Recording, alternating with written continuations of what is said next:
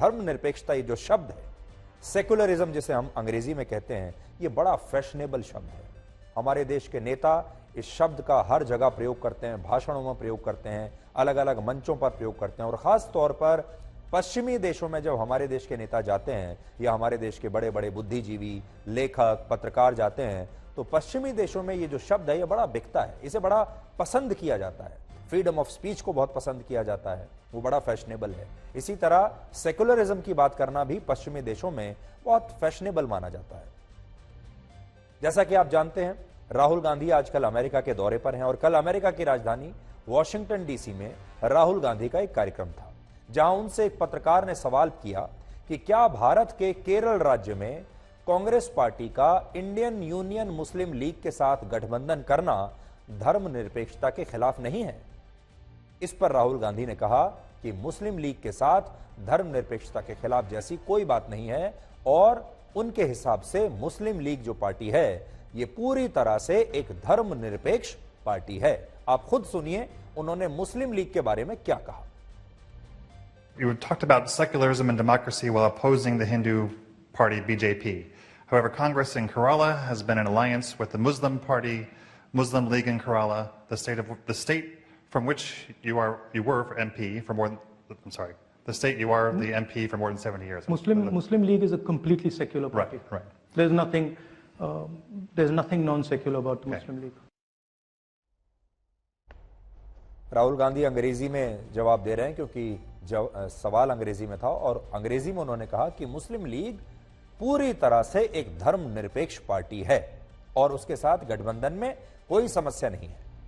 राहुल गांधी को बीजेपी सांप्रदायिक पार्टी लगती है, हिंदूवादी पार्टी लगती है, आरएसएस सांप्रदायिक लगता है, बजरंग दल भी सांप्रदायिक लगता है, लेकिन उन्हें मुस्लिम लीग सांप्रदायिक नहीं लगती, उन्हें पीएफआई सांप्रदायिक नजर नहीं आता।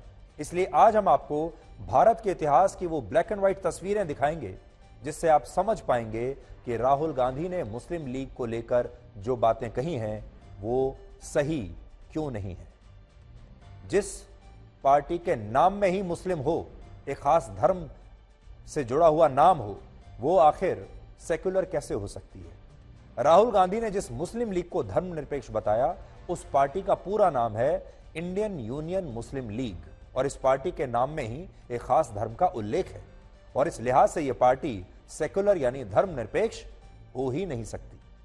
धर्मनिरपेक्ष का मतलब होता है धर्म से अलग या सभी धर्मों के लिए समान, लेकिन यह पार्टी खुद को मुसलमानों की पार्टी बताती है और मानती है, और इसकी आधिकारिक वेबसाइट पर बाकायदा यह लिखा हुआ है कि मुस्लिम लीग मुसलमानों के हित में काम करने के लिए प्रतिबद्ध है, और यह एक प्रो मुस्लिम यानी मुसलमान समर्थित और मुसलमानों के प्रति नरमी रखने वाली पार्टी है।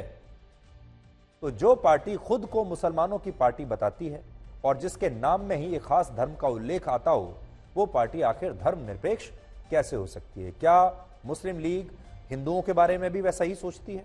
क्या मुस्लिम लीग ईसाइयों के बारे में, सिखों के बारे में भी वैसा ही सोचती है? क्या वो हिंदुओं के लिए भी वैसा ही काम करेगी जैसा वो मुसलमानों के लिए करती है?